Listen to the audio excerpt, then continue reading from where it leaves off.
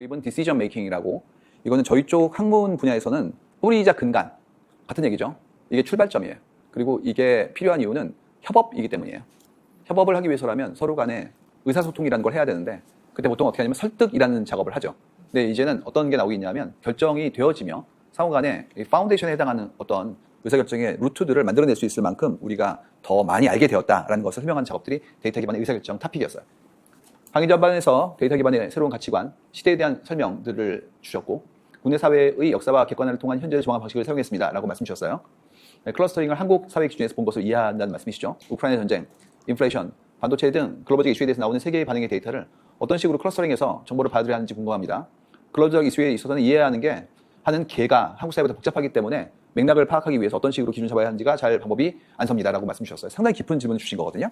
자, 최근에 우리가 유튜브 상에서 바라보는 새로운 지식의 종류가 좀 더 다채로워지는 게 보이거든요. 그래서 저희도 계속 보고 있고, 저도 흥미롭게 보는 것들이 지정학, 그 다음에 오래된 어떤 역사 중에서도 뭐 근대 중세사, 심지어 현대사까지 포함되는 것들, 그리고 그 안에 있는 사람들의 종교사에 대한 내용들, 민족적 형태의 그런 문화사에 대한 것들, 이런 것들을 엄청 많이 보시더라고요. 클릭 수가 예전과 장난이 아닐 정도로 바뀌었고, 그 다음에 그 갈래가 세분화되기 시작했어요. 그래서 예전 같았으면 세계사 그랬는데 이제 뭐 중동사, 뭐 인도사 이렇게 우리 삼프로TV 같은 경우에도 그런 좋은 컨텐츠들이 나오고 있거든요. 왜 그걸 클릭할까요? 그 이슈예요. 옛날에 어땠었냐면 예전에 학교 다닐 때 세계사 배우셨죠? 그때는 뭐였어요? 퉁쳤죠. 메소포타미아 막 나오고, 그 다음에 한 권에 다 들어있었죠, 그게. 그 다음에 저는 기억나는 게 그때 연대기를 외우라고 해가지고, 심지어 뭐 중국의 이 사건과 뭐 이집트의 이 사건은 언제 뭐 선우가 있냐 이런 얘기들. 근데 그건 맥락이 없거든요. 왜냐면 그건 시대로 봤을 때 그것이 같은 시대에 이루어졌다고 하더라도 교류가 없으면 연결성이 떨어져요. 오히려 그것보다 뭘 봐야 되냐면 그 시대의 사람들의 정서, 어떤 형태의 믿음이 함께 공유되었는지, 그 다음에 우리가 얘기하는 민족이라는 것들의 개념이 어떻게 분화되어지는지, 심지어 민족의 개념도 비교적 최근의 개념이기 때문에 옛날에 그런 것도 잘 없었는데, 민족 국가라는 개념 자체가 옛날에 그냥 뭐 국가라는 개념이 없었기 때문에 있던 사람들의 모둠이었고 심지어 섞어 살았는데, 그걸 얘기되는 것들은 최근 얘기란 말이에요. 근데 그런 부분의 설명은 거의 전무했단 말이에요. 근데 지금 그렇지가 않고 그야말로 막 배우잖아요. 예를 들어서 중동 지역도 분할되어지고, 그때 종교의 세분이라든지 아니면 그때 했던 뭐 역사적인 형태의 다툼의 흔적이 지금의 반목을 형성하는 이런 얘기 막 나온단 말이에요. 이유는 문제가 글로벌화됐기 때문이에요. 그야말로 가스의 가격이라든지 아니면은 지금 병참과 연결되어진 수많은 형태의 우리의 쟁투들, 환율의 이슈는 어디서 기인하고 있고, 그때 있었던 어떤 뿌리 깊은 반목의 역사의 출발점은 어떤 사건인지까지 좀 봐야 돼요. 그러니까 이제 복잡하고 올라감에 따라서 인자가 더 넓어진 겁니다. 그렇기 때문에 그만큼의 탐색을 시작한 거거든요. 이런 일들은 이미 하고 있었어요. 근데 문제는 지금 전 지구적으로 너무 많은 기업까지도 들어오기 시작한 거예요. 옛날에 그거를 국제 정세라든지 외교나 아니면 협력에 대한 모델로 했었는데 주로 패권 국가가, 이제 그렇지 않고 우리도 가스 값은, 환율은, 수출은 연결되니까 이제 안 볼 수 없게 된 거고, 이만큼의 역량을 가지려 노력합니다. 제가 알고 있는 기업들도 이런 노민을 하고 계세요, 지금. 근데 사회적으로 혹은 우리가 하고 있는 비즈니스의 범주나 생활의 범주가 제약이 있는 분들은 익숙하지가 않은 거예요, 이 얘기가. 그러니까 데이터를 구할 수도 없고 해석도 어려워요. 그렇기 때문에 그만큼의 어떤 위험에 노출되어 있는 상태가 커지고 있는 겁니다. 그래서 이 부분은 다 하게 될 거예요, 할 수 없이. 그래서 지금 외신을 들으실 때도 굉장히 많은 얘기들이 나오고 있고, 그다음에 심지어 뭐 영국의 국왕이 서거하셨는데 거기에 따른 파장 같은 것까지 고민하기 시작했잖아요. 이런 것들이 전부 다 우리 사회가 연결되기 시작한 거고, 더 나아가서 그만큼의 풍요로움을 원하고 있는 겁니다. 이유는 우리도 세계의 유명한 브랜드를 사고 싶고, 우리도 그만큼 안락하게 살고 싶고 하기 때문에 원자재, 더 나아가서 상품성, 교역, 그런 부분들에 대해서 관심을 갖기 시작한 거예요. 그래서 전 세계가 연결되어지고 있다. 그렇기 때문에 이 부분은 지금부터 모색되고 있는 거다. 그래서 아직까지 답이 없다예요. 답이 없다. 답을 모색하는 중이다 라는 게 답이 될 수 있을 것 같아요. 어느 분께서 질문을 주셨어요? 오, 깜짝 놀랐습니다. 이렇게 큰 질문을 주셨어요. 이 부분은 사실상 뭐 클러스터링이라든지 이런 언어는 조금씩 다르게 설명할 수도 있어요. 왜냐하면 그 방법이 이렇게 클러스터링이 아닐 수도 있고 다른 형태의 방법도 많이 있기 때문에, 뭐 본다면 객관화를 위한 정보의 범주가 넓어지고 있고 복잡해지고 있다. 아직까지는 골든룰이 없다. 이런 부분들을 설명할 수 있을 것 같습니다. 데이터 제공 측면에서 공생관계인 부동산 중개업소와 부동산 중개 플랫폼 기업은 어떻게 스케일업 할 수 있을까요? 거래 패러다임이 어느 시점에 전환될까요? 엄청난 질문을 주셨어요. 답을 드릴 수가 없습니다. 왜 드릴 수 없냐면 이거는 제가 드릴 수 있는 답이 아니라 사회 합의예요. 이거는 여러분 항상 순리와 규칙, 합의와 법규, 이런 부분들에 대해서 항상 고민하셔야 됩니다. 이게 옳다고 되는 게 아니에요. 어느 경우를 설명드릴 수 있을까요? 이제 이런 얘기 해보죠. 우리는 사람들을 만나는 게 즐겁죠. 오늘은 너무 즐겁잖아요, 오랜만에 뵀으니까. 근데 어떤 분은 만나기 싫죠. 그 문제예요. 그래서 이 만나기 싫은 분들에 대한 부분들을 이렇게 읊는 그런 게 있어요. 예를 들어서 중고차 파시는 분들은 좀 두려워요, 뭐 이런 것도 있고요. 그 다음에 또 예전에 전자상가 갔을 때 그런 경험이 있대요. 가서 얼마예요? 그러면 얼마까지 알아보셨어요? 뭐 이런 거. 두렵죠? 근데 그분도 힘드시대요. 일본에 누가 유튜브에 올리신 거 있었는데 이런 거 있었어요. 일본의 양판점이 가격이 무너졌대요. 전자 양판점이. 그래가지고 가서 이렇게 협상을 해야 되는 거예요. 그래서 서치한 다음에 가격을 들고 간대요. 그러면 A 그러면서 깎아준대요. 그 얘기는 그 서치를 못하는 분들은 높은 값에 사야 되는 거예요. 정보의 비대칭이란 말이죠. 근데 옛날에 여러분 이런 일은 진짜 많았어요. 정말. 옛날에는 인터넷이 없었으니까 당연히 그랬잖아요. 근데 이제는 생겼으니까 가진 분은 최저가를 알 수 있는 거고 아닌 분들은 아니하니 할 수 없이 그 가운데 있던 분들은 그만큼의 오명을 쓴 거예요. 그러니까 그 상인 분들은 본인도 힘든 거예요. 이유가 너무 싸게 팔면 매장 유지 비용이 안 나오는 것이고 비싸게 파는 순간 욕을 먹으니까 가운데 타협한 거거든요. 좀 있으면 사라지겠죠. 그런 직업들이. 그래서 이 부분도 똑같습니다. 예를 들어서 중개인 분들이 노력을 하시죠. 근데 우리 같은 경우에는 중개인 분들과 만났을 때 기쁘다, 즐겁다, 슬프다 그 막 혼재돼 있잖아요. 예를 들어서 이런 얘기 많이 하세요. 아파트는 위치, 가격, 크기, 모양 다 셋업되어 있는데 근데 그거를 중개하는 행위를 할 때 이 보수가 적정한가? 이 얘기가 막 나온단 말이에요. 심지어 요즘 같은 경우라면 전세 세신 분들이 사생활 때문에 잘 안 보여주신다고. 심지어 안 보고 계약을 한대요. 그래서 왜 안 보고 계약해? 그러면 어차피 모양 똑같아. 그러니까 뭐하러 봐? 이렇게 나온단 말이에요. 이런 경우에는 중개 행위라는 게 그렇게 어려운 거야? 누군가는 어렵다고 얘기하죠. 왜 그러냐면 안 보여주는데? 그 다음에 이런 얘기를 하세요. 내가 할 수 있는 건이 제한적이래. 그렇기 때문에 너무 보수가 떨어지면 생계가 유지가 안 돼요. 이렇게 얘기하신단 말이에요. 근데 누군가 얘기하죠. 그러면 중개인의 생활을 내가 보호하기 위해서 가격을 많이 내야 돼? 이렇게 나오잖아요. 너무 어렵죠, 이 부분은. 그렇기 때문에 이 부분은 굉장히 복잡한 사회적인 합의가 먼저 선행되는 거예요. 예를 들어서 이번에 했던 것 중에서 중고차 판매업에 대한 부분들의 대기업 진출에 대해서 원래는 안 돼 있었어요. 이유가 중소기업 저가 품목으로 돼 있기 때문에 들어오면 안 돼요. 근데 시민 여론이 뭐였냐면 제발 좀 해주세요. 그러니까 서비스 품질이 낮기 때문에 해주세요, 제발. 이런 식으로 흘러가고 있잖아요. 그렇기 때문에 그 역할에 대한 사회적 합의가 제도와 같이 가는 것이고 그때 속도 차이가 있고 때에 따라서는 그분들이 또 하나의 어떤 국민이시도 하기 때문에 업종이 필요한 경우에 어떻게 보호할지에 대한 부분들은 우리가 나름의 어떤 방식대로 또 무엇인가 만들어 나가는 거죠. 그 얘기예요. 그래서 이거는 옳다, 안 옳다가 아니에요. 그것보다도 우리가 합의하기 위한 어느 정도의 공공선에 대해서 어떻게 공감하고 있느냐. 그 다음에 그걸 하기 위한 노력이라는 것이 예전보다 더 경감되고 있느냐, 과중되고 있느냐. 이제 이 문제로 갑니다.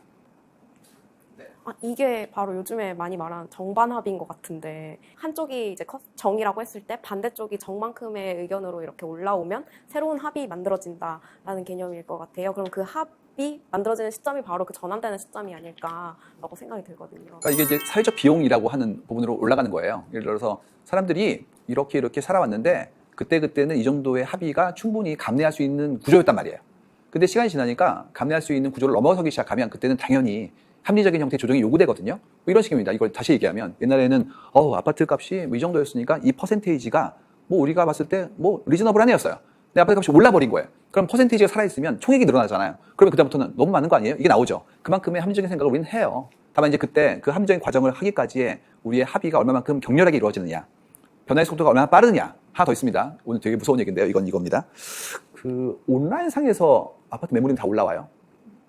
내가 서치가 가능해요. 심지어 내가 그걸 보여주는 행위가 굉장히 뭐 위축되어져요. 그러면 한 일이 없어지죠. 그럼 그다음부터는 그 가치에 대해서 사람들이 의문을 갖는 거예요. 내가 관여가 깊어져야 돼요. 그래야 내가 그만큼의 비용을 요구할 수 있어요. 온라인에 다 올라오네? 이분도 살 수가 있네? 물류도 자동화되어 있네? 그럼 가운데가 뭐가 필요해? 어떻게 됩니까? 와야 되는 거예요. 그렇기 때문에 내가 그만큼의 기여를 해야 대가를 요구할 수 있어요. 기여를 하지 않고 대가를 요구하면 그거는 곧 사라집니다. 그렇기 때문에 내가 일을 할 수 있는 분야를 계속 발굴해야지 그렇지 않고 법률에 의해서 제도에 의해서 이 부분은 항구적일 수가 없어요. 그건 당연한 일이다. 라는 얘기입니다. 이 질문은 사실 제가 드린 건데 저는 사실 표를 만들진 않았어요. 네. 이렇게 화면에 띄워놓고 할 줄은 몰라서 제가 사진도 몇 개 좀 이렇게 올려놓고 했는데 저는 이제 그 시장에 있다 보니까 여러 플랫폼 기업들을 보는데 대부분 다 이런 식의 결국에는 과학예견 세력 다툼 아니면 사회적 합의의 과정들이 다 들어갈 겁니다. 모든 플랫폼 기업들이 다 이런 식으로 로컬에 있는 어떤 구멍가게 비즈니스를 다 공략하고 있거든요. 그러면서 고객들한테 정보의 비대칭성도 완화해주고 가격도 내려주고 이렇게 하고 다만 제가 저 부동산 플랫폼 기업은 뭐라고 생각했냐면 저 부동산 플랫폼 기업이 클 수 있었던 이유는 로컬 공인중개사들이 정보를 올려줬기 때문입니다. 근데 이제 어느 시점에 돼서는 이제는 그들도 자기네들이 스케일업 하기 위해선 공인중개사 사무소가 무한대로 늘어나지 않거든요. 거래량도 줄고 이러다 보니까 다른 비즈니스 모델을 찾다 보니 결국엔 그들의 본업을 건드릴 수밖에 없었던 거고 그러면서 저런 것들이 공상관계였는데 어느 순간에 이제 누군가는 위로 올라가고 누군가는 플랫폼 노동자로 전락돼야 되는 그런 구조가 돼서 이런 것들이 계속 발생을 하겠다라는 생각은 들었고 특정 기업을 써놓긴 했지만 어쨌든 디지털 노마드를 얘기하고 있어요. 왜냐하면 우리 공인중개사들이 대부분 어디 있냐면은 아파트 단지 앞에 있잖아요. 지역적인 한계를 못 벗어나거든요. 근데 지금 있는 저런 원격으로 중개업을 해주는 사람들은 대부분 다 모여서 하고 있습니다. 뭐 서울시내 54개 네. 지점에서 그런 식으로. 그러다 보니까 이게 좀 바뀌겠다. 그리고 그들 자체가 그렇다고 저런 사람들을 뭐 청년 대상으로 교육을 하고 있지는 하지만 나이 제한을 두진 않아요. 그러나 기존에 맘앤팝 쪽에 했었던 노동자들은 그런 디지털 시스템에 들어오기에 굉장히 친화적이진 않죠. 그래서 이게 되게 세력적인 그 조정이 결국은 들어갈 수밖에 없겠다. 그러나 고객은 분명히 가격을 깎아주고 내가 조금 더 많은 정보를 효율적으로 할 수 있다 그러면 플랫폼 기업 쪽에 선택을 할 수밖에 없겠네라는 생각이 들어서 이런 부분들이 좀 궁금했습니다. 맞습니다. 이것도 역시 진화론 같은 거예요. 그러니까 예전에는 내가 얻을 수 없었던 정보가 나오면 그 정보를 기반으로 더 확장되어진 삶을 살려는 인간의 욕구는 당연히 나올 거고, 그럼 기존의 시스템을 가지고 있던 분들은 조금씩 침해받고 새로운 기회가 나오는 거죠. 어쩔 수 없어요. 이게 뭐 배달을 하는 음식부터 택시를 잡는 방법에 이르기까지 다 있다는 얘기죠. 근데 여기서 중요한 건 어떤 거냐면 소비자가 그걸 수용하기 때문에 활성화되는 거거든요. 그럼 기존의 산업계는 그만큼의 서비스의 퀄리티의 향상이나 혹은 현재 구조에 대한 부분들을 고민해 봐야 되는 거고, 다만 이랬을 때 이런 구조가 와해되는 것들이 전체 공공선에 도움이 되는지에 대한 부분들은 계속해서 우리가 조절해 봐야 됩니다. 요즘 그런 거 많이 보시죠. 택시를 잡을 수가 없죠, 길거리에서. 옛날에 승차 거부는 불법이었어요. 서 있는 택시한테 문을 열고 어디 가세요 했을 때 그분이 안 태우면 그거는 일종의 딱 찌를 때만큼. 왜 그러냐? 전체의 정부가 그만큼의 가격을 낮추면서 보조금을 주는 구조예요. 퍼블릭 트랜스포테이션이니까. 근데 지금은 플랫폼이 되면서 오히려 그런 퍼블릭 기능이 와해되고 있죠. 그럼 그때부터 어떻게 해야 되냐면 새로운 규칙을 정의할 때 공공성에 대한 부분들도 고민을 해봐야 돼요. 끝도 없어요. 이렇게 하면서 문명과 사회가 발전해 나가는 겁니다. 그렇기 때문에 과정이다. 이제 여기서 이슈는 뭐냐면, 근데 변혁기의 과정에서 너무 빠른 속도의 변화가 생기면 중간에 업을 잃는 분들이 나와요. 이게 언제나 우리 사회의 모든 인류사에서의 문제였거든요. 러다이트부터. 그래서 그런 완충을 어떻게 할 건지에 대한 것들이 성숙한 사회의 어떤 전제가 되는 거죠. 좀 전에 그 네. 택시 관련해서 말씀드리는 건 제가 택시가 너무 안 잡히니까 저는 차를 없앴거든요. 이제 경제적으로 택시를 타는 게 더 나에게 낫다. 이제 재택근무를 완화하다 보니까. 그래서 택시 기사님한테 한번 그런 얘기를 했었는데, 문제는 그 플랫폼의 문제라기보다는 이제 그 코로나 이전의 문제인 거죠. 이전에는 택시가 충분히 있었는데 지금 택시 대수가 줄어든 건 줄어들진 않았다고 해요. 택시 기사님들이 3분의 1로 줄었는데 다시 복귀하지 않는 현상. 그러니까 지금 그 코로나 기간 동안에 비대면 서비스가 이제 나오기 시작하면서 그 기사님들이 다 택배와 그다음에 이제 배달 하시는 대로 가셨는데 그분이 다시 돌아올 것 같지 않다. 네. 이러한 현상이 계속 될 거란 얘기죠. 근데 이거는 이제 지금 하나의 현상일 뿐이고 이러한 문제들이 계속 플랫폼이 더 많아지면서 많이 일어날 것 같아요. 근데 이제 이러한 거를 제도적으로 좀 뭔가 개선을 해야 될 것 개선해야 되는 고민을 한번 해봐야 되지 않을까 하는 생각도 들고, 이제 무분별한 플랫폼이 나오기 시작하면 이게 뭐가 있냐면 독과점을 하기 시작하니까 이 플랫폼의 횡포가 다시 시작되는 그렇죠. 거예요. 그래서 기사님들 얘기 말씀하로는 처음에는 이렇게 여러 가지를 옵션을 줄 수 있었지만 이제 한쪽으로 모이다 보니까 아무래도 손님이 많은 쪽을 하게 되고, 그러면 이제 그쪽을 서비스를 계속 하기 위해서는 그쪽에서 부당한, 내가 운전해서 내 차를 가는데 얘네들한테 더 많은 비용을 내야 되는 이제 이런 고민이 생기기 시작하는 거예요. 그러다 보면서 여전히 이 대중교통의 문제점은 해결되지 않고, 그래서 이 플랫폼에 대해서 과연 이게 좋은 것인가, 근데 나쁜 면인가, 이런 것을 좀 생각하게 많이 되는 것 같아요. 요즘에 배달료도 너무 많이 올랐잖아요. 이게 과연 계속 얘네들이 생존할 수 있을 것인가 하는 고민을 좀 해보게 되는 것 같아요. 맞아요. 네. 그러니까 시스템이 먼저 나온 게 아니라 기술이 먼저 나오고, 우리가 그 기술에서의 장점을 선택하면서 시스템의 얼개를 지금 만들어 나간 중이기 때문에 거기에 따르는 여러 가지의 기존의 가치관 내지는 시스템과의 충돌이 만들어지고 있는 거거든요. 근데 날이 갈수록 우리가 더 많이 배워요. 그렇게 함으로써 이런 플랫폼의 이슈가 있구나. 그러면 다음 플랫폼은 이런 부분들을 제한해야겠구나. 이런 형태의 플랫폼이 생기는 이슈가 이런 형태의 컨시퀀스로 갈 것을 이해하고 난다면 어떤 것들은 시장 진입 자체를 안 할 거예요. 이유가 문제가 생길 거니까. 그래서 계속 배워나가는 거거든요. 그 과정에서 이제 우리는 뭘 알게 되냐면 기존 시스템의 문제도 알게 되죠. 왜 그러냐면 택시 같은 경우에도 다시 안 오신다고 그랬는데 사실은 그쪽에 수입이 더 좋은 거잖아요. 근무 환경이. 그럼 현재 택시의 근무 환경이 나쁜 거예요. 그렇기 때문에 그거는 제도를 바꿔야 되는데, 그러려면 뭘 바꿔줘야 되냐면 요율체계, 분배 시스템들, 거기에 따른 법규를 바꿔야 되죠. 그 부분은 이제 새롭게 정의되는 것이기 때문에 어떻게 본다면 지금의 문제를 우리가 암고 감내하고 있다가 이제 아닌 것을 알게 되는 것이라고 볼 수도 있어요. 그래서 이번 기회에 해야 될 건 뭐냐면 근원적으로 우리가 어떻게 함께 살 것인가에 대한 규칙을 새로 정의하는 거예요. 누군가 희생과 노력을 일방적으로 요구하는 사회에는 정당치 않죠. 그렇다면 어떻게 사는 것이 올바르고 그의 권리와 지금까지 잘못했던 관행을 다시 새롭게 정의할 것인가에 대한 부분들을 논의를 해보는 시점이 나오기 시작하는 겁니다. 그게 성숙한 사회예요. 조금 다른 얘기인데 네. 저는 박사님께 좀 궁금한 부분이 아까 말씀하신 돌아오지 않는 노동자들, 물론 가격적인 부분도 있겠지만 코로나를 거치면서 사람과 대면하는 것 자체에 대한 피로도가 그렇죠. 싫다 보니 네. 도리어 그런 기경제 쪽으로 들어가서 생활비를 벌 수 있구나라는 걸 알게 되는 순간에 그 일을 더 이상 선호하지 않는다는 느낌도 들어요. 그러니까 이제 그 부분은 이제 좀 더 삶의 방식, 그다음에 교류의 형태 이 부분으로 가는데요. 그 얘기하시더라고요. 최근에 택시 운전하시는 분들이 너무 친절하세요. 끝날 때 아시죠? 별점 이렇게 얘기하시고 그다음에 좀 더 친절한 분들이 오시고 그냥 거꾸로 이 손님도 별점을 맞고 있기 때문에 함부로 대한 분들은 택시하기 어려워요. 막 이런 얘기 나온단 말이에요. 그럼 상호적으로 교류의 대상자에 대한 선택이 가능해지고 그를 기반으로 본인의 적성이라든지 커뮤니케이션의 대상자를 찾는 것들도 이제 이루어지고 있는 거거든요. 좀 더 예절 바른 사회로 좀 가고 있는 중이에요. 플랫폼의 순기능이라고 할 수도 있고 누구는 그러시더라고요. 인간의 본성 중에서 착한 부분만 부각한다고 얘기하시는데 어쨌든 간에 상호적인 형태의 매너는 현재 기본으로 가고 있는 거거든요. 이건 문명사회죠. 대가를 준다고 상대에게 함부로 하는 행위가 얼마만큼 문제 있는지는 우리가 알고 있고 그거는 갑질이라는 키워드를 통해서 질타받고 있잖아요. 그렇기 때문에 좀 더 나은 사회로 가고 있기 때문에 이 부분은 성숙하다고 볼 수밖에 없습니다. 다음 볼까요? 데이터를 볼 때 마케터가 눈여겨봐야 할 것이 있을까요? 라는 부분이죠. 이 질문은 사실상 저희가 질문이 아니라 이제 함께 일하는 분들에게 먼저 말씀드리는 거예요. 사람을 보자. 사람을. 보통 예전 방식은 뭐였냐면 공급이 없을 때 사업을 얘기하세요. 아, 이 나라에는 이게 없어. 빨리 가져오면 말이야. 얼마든지 잘 팔린다니까? 이런 상태였죠. 근데 조금 있으니까 뭐가 나오냐면 물건은 많은데? 그럼 당신 물건이 좋은 게 뭐야? 이걸 움직였죠. 질적 향상으로 가요.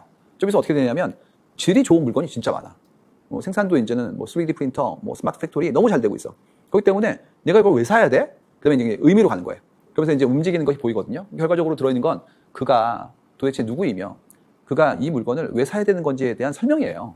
그렇기 때문에 출발은 사람이지 물건이 아니에요. 근데 많은 분들이 자꾸 예전 방식 같은 경우라면 이 제품이 ISO 9001에 품질이 어쩌고저쩌고에 어디서 대상 받고 이런 얘기 한단 말이에요. 그러니까 어떤 거냐면 물건이 어떻다는 걸 설명하는 거거든요. 그것보다 상대가 누구이고 그가 이 물건을 사야 되는 이유를 충분히 이해할 수 있으면 너무너무 쉬워집니다. 그렇기 때문에 사실상 마케팅은 출발이 상품 기획이에요. 상품이 잘 기획돼 있으면 마케팅은 그 기획의 과정을 알려드리는 거예요. 상품 기획 출발은 뭐냐면 시대의 변화와 그때 우리가 겪게 되는 그런 감정과 욕망의 추이의 분화거든요. 그걸 이해하고 나면 마케팅 너무나 쉬운 일입니다. 먼저 사람을 보자. 이게 답이 될 수가 있습니다. 질문? 예. 네. 이제 데이터 문해력 관련해서 이제 보통 저희가 통상적으로 데이터를 판단할 때 어떤 정량적으로 데이터가 튀거나 이래서 트렌드가 이렇게 간다. 내지는 KPI도 몇 건 이상 해라. 이렇게 KPI를 설정하는 경우가 많지 않습니까? 근데 이제 저희가 계속 어떤 인사이트를 갖는 거라든가 앞으로 어떻게 예견되는 것들이 세계가 다원화되고 파편화되면서 어떤 그런 정성적 가치들에 대한 게 재조망이 될 것 같은데 그럼 데이터 문해의 측면에 있어서 그런 정성적인 데이터들은 그렇게 튀거나 그럴 것 같지 않거든요. 그래서 그런 걸 어떻게 캐치를 하고 내지는 그걸 어떻게 해석하는지 필드에서 어떻게 하시는지 궁금합니다. 알려드릴게요. 사실은 정성적인 데이터의 흐름을 이해하는 것 때문에 이 강연이 만들어진 거예요. 그러니까 만약에 예전 방식의 CRM, 매출, 데모그래픽, 엑스큐션 했던 우리의 마케팅 버짓 대비 매출의 효과 이런 거라면 이런 강연이 필요 없어요. 그냥 단순한 몇 가지 툴만으로도 충분히 가능하며 이미 그 일은 2000년대부터 지금까지 해오던 일이기 때문에 다 알고 있는 얘기예요. 근데 그런 정보의 특징이 뭐냐면 지엽적이고 후행적이에요. 결과가 나온 다음에 보는 거예요. 그 다음에 엑스큐션이 너무나 많아지면 그것을 사이에 상관관계는 알 수 있어도 인과관계는 몰라요. 뭐 때문인지를 알 수가 없어요. 더 나아가서 제품이 사회적으로 의미를 가지지 못할 때는 결과가 거의 아무것도 안 남아요. 안 팔렸다고요. 그래서 그런 걸 보는 거는 정말 후행적이기 때문에 내가 하는 행동에 대한 원인 뭐를 성적표를 받는 거예요. 그럼 나아질 수가 없어요. 그런 이유를 어떻게 바라봐야 되냐면 그 이상의 추상화된 형태로 봐야 돼요. 그리고 그런 정서적인 것들, 그런 감성적인 것들, 이런 형태의 센티멘탈한 것들도 변화합니다. 그러니까 환경이 중요한데 안다고 내가. 그래서 환경보호단체에 돈 냈다고. 하지만 우리 제품은 플라스틱이야. 이 상태였어요. 근데 2015년, 16년 지나면서 나왔죠. 서스테너빌리티 이슈 나오고 지금은 어떻게 욕을 먹냐면 그린워싱 얘기합니다. 너네 그렇게 얘기하면 안 되지. 너네 그렇게 얘기했으면 상품을 다 바꿔야 될 거 아니야. 그러니까 패키지를 들고 와서 사가지고 가는 걸 바꿔. 유통이 바뀌어요 그러면. 왜냐면 패키징을 그렇게 못하니까. 오히려 그래서 패키지가 화려했던 기업들이 혼나고 있죠. 이게 10년만 일어난 일이에요. 10년은 긴 기간이야. 매우 짧은 기간이에요. 그 사이에 바뀌어요. 심지어 이렇게 팬데믹이 오잖아요. 더합니다. 그러면 우리가 지구 환경을 망가뜨려서 밀집도가 높은 상태의 삶을 살았고 자연주거 지역을 넘어선 야생동물의 권역까지 갔기 때문에 인수공통 감염병이 나왔지. 그럼 지금부터 자연을 보호하는 레벨이 아니라 가지 마 그냥. 이 정도로 얘기가 나오죠. 그러면 어떤 얘기가 나오냐면 자연을 있는 그대로 바라보는 형태의 브랜드들이 더 위로 올라가는 층위를 갖게 되죠. 이런 것들도 불과 3년 사이 일어난 일이에요. 그래서 센티멘탈한 것들, 그 다음에 감성적인 것들, 추상화된 것들도 변화해요. 그렇기 때문에 그 층위를 바라보는 건 다른 데이터를 보는 거예요. 우리가 느끼고 있는 감성, 클릭했던 행위들, 바라보고 있는 우리의 표상으로 나와 있는 백그라운드의 이미지를 바라보는 거예요. 그렇기 때문에 다른 층위의 데이터를 바라봅니다.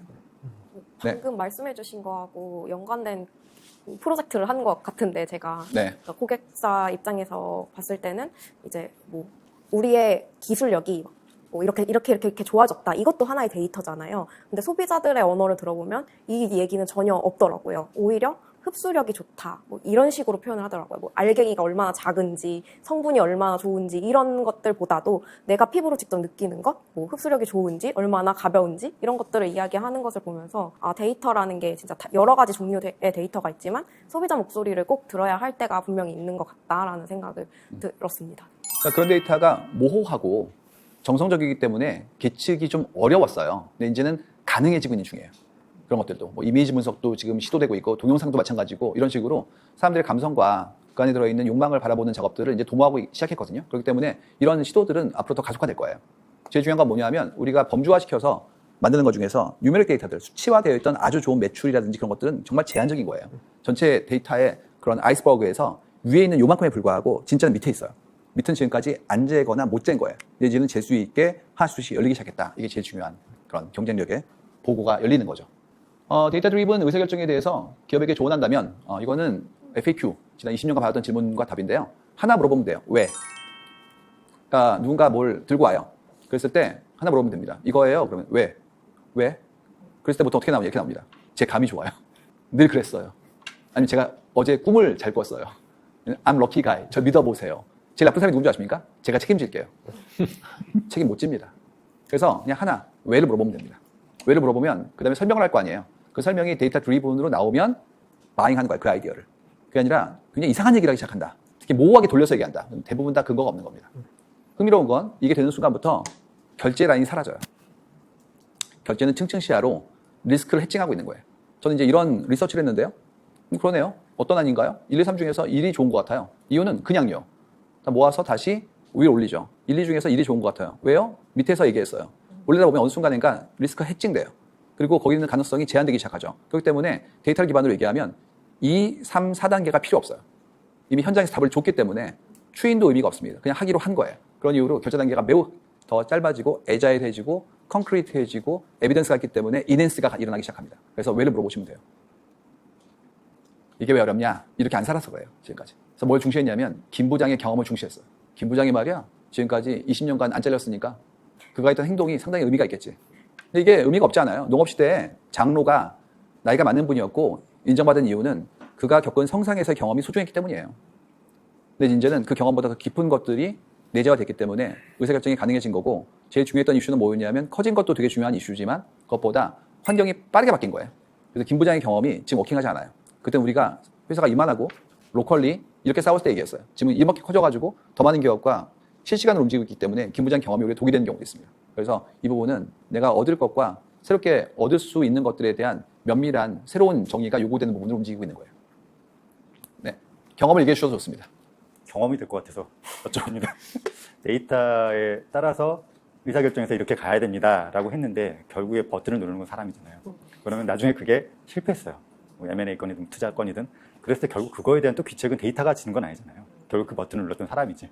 그럼 이제 버튼을 누가 몇 명이 어떻게 눌러왔나 그런 부분을 추적해서 또 결국엔 리스크를 가지게 될 건데 그런 부분 좀 어떻게 해지해야 될까요? 어차피 잘려요. 제가 일을 해봤는데 뭐 그렇게 하건 저렇게 하건 어차피 잘립니다. 그렇기 때문에 잘릴 바에야 제대로 얘기하고 잘리는 게 딴 데 갈 수 있어요. 그렇지 않고 정성적으로 그 친구가 참 친하지 우리랑 그럼 결론은 뭐냐면 아무것도 안 하는 거예요. 아무것도 안 하면 어차피 잘립니다. 그러면 아무데도 못 가요. 그러니까 잘릴 바에야 일을 하고 잘리는 게 훨씬 낫습니다.